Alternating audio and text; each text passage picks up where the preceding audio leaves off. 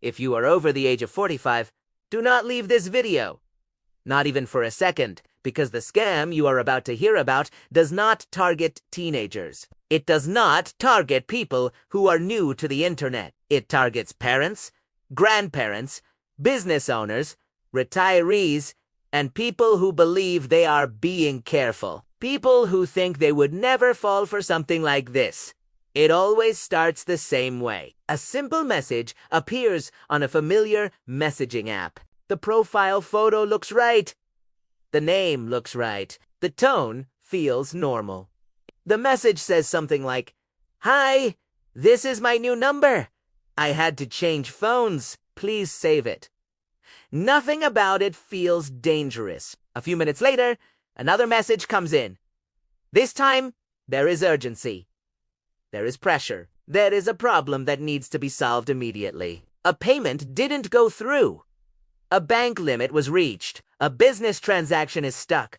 A favor is needed, Hustis on sit. And tomorrow, everything will be paid back. This is how one of the most effective scams operating today begins, and the people behind it were making millions. This investigation reveals how an organized group of criminals used messaging apps, fake profiles, and stolen identities to steal money from thousands of victims across the United States. Not by hacking phones, not by cloning accounts, but by exploiting trust, family bonds, and human instinct. The criminals you are about to learn about were so confident in their operation that they openly showed off their lifestyle online. Luxury cars, expensive clothes, cosmetic procedures, travel, cash. Lots of cash, a life of glamour funded entirely by digital fraud. For every image of luxury, there was a victim on the other side of the screen.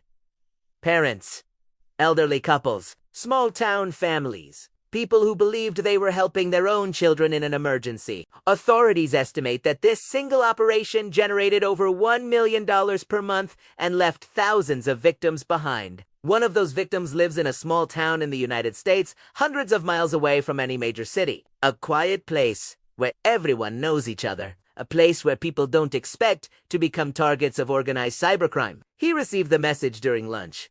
"Hi, Dad.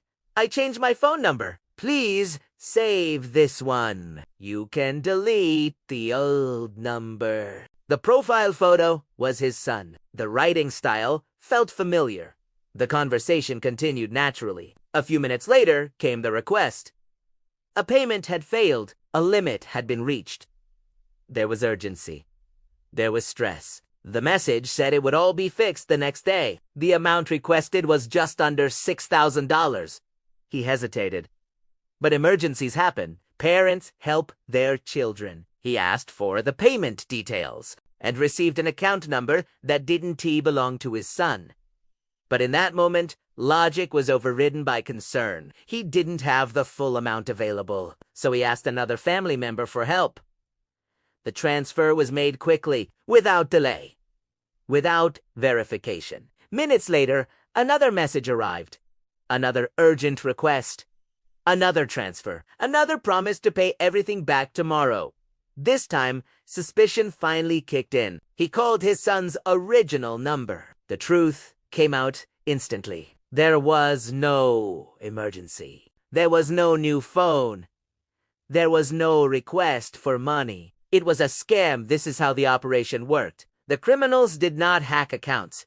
They created entirely new profiles. They purchased prepaid SIM cards using local area codes to appear trustworthy. They studied social media profiles to identify people with financial stability. They gathered photos, family relationships, names, and connections. They knew who was a parent, who was married, who had children, who had a business, who had money. Then they sent out hundreds of identical messages at once. Hundreds. Sometimes thousands. If just one person fell for it, the operation was already profitable. Law enforcement officials explained that this type of scam thrives because people overshare their lives online. Family photos, relationships, phone numbers, locations, all publicly available, all weaponized. One woman discovered she had been used as bait when criminals created a fake profile using her photos. They contacted her own mother. Over the course of a single day, Her mother made 5 separate transfers totaling more than $35,000. During the scam, the mother became suspicious and called the new number. The criminal answered .com/confident using the victim's name, mimicking her voice patterns.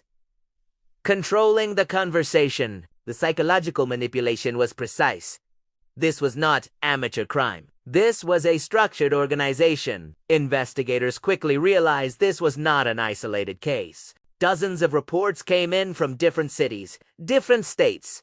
Same pattern, same script, same urgency. Phone records were subpoenaed, messaging activity was tracked, payment flows were analyzed. The trail led to a centralized group operating with hierarchy, defined roles, and shared profits. Young individuals in their early 20s coordinating digital fraud at an industrial scale. They operated from a central location, dividing responsibilities. Some created fake profiles, others sent messages, others handled phone calls. Others managed bank accounts used to receive stolen money. The money was quickly moved, withdrawn, and redistributed. And while victims were struggling with loss, the criminals were celebrating online, posting videos, showing cash, showing new appearances, showing a lifestyle built entirely on deception. That visibility became their downfall. Authorities launched a coordinated operation across multiple states. Dozens of arrests were made. Computers were seized. Thousands of SIM cards were recovered. Bank accounts were frozen. Devices were analyzed. Several leaders were arrested. Others fled. One key figure responsible for directly communicating with victims disappeared. Investigators identified her as the voice behind many of the messages and calls. She frequently posted online about cosmetic procedures, luxury purchases, and international travel, all funded by fraud. Experts warn that this type of scam is growing, not shrinking, and it will continue as long as people trust messages without verification. Here is what authorities and cybersecurity specialists say everyone must do. Never send money based on a message alone. Ever. If someone claims to have changed their number, verify it through a voice call using a known contact, not the new number. If someone asks for money and refuses a voice or video call, that is a red flag. Scammers will invent excuses. Microphone problems, camera issues, no signal, no data. Every excuse imaginable. Do not trust urgency. Urgency is the weapon, and if you have already been targeted, report it immediately. The faster authorities act, the higher the chance of limiting damage. For many victims, the financial loss is only part of the pain. The emotional impact lasts longer. Trust is broken. Confidence disappears. People withdraw from social platforms, from communication, from connection. In a moment, you will see real images connected to this investigation. Real footage, without sound, shown for safety reasons. Images that reveal how organized and calculated these operations truly are. Watch carefully. And remember this: scammers do not look like villains. They look like normal people. They sound calm. They sound professional. They sound familiar. And that is exactly why they succeed. If this video helped you understand how these scams work, make sure to subscribe to this channel. Share this video with your family, especially parents and grandparents, and leave a comment to help push this warning to more people. And when you are done, watch the previous investigation titled "Police Raid This Scam Call Center. The Moment It All Ended" live footage. That video shows what happens when these operations finally collapse.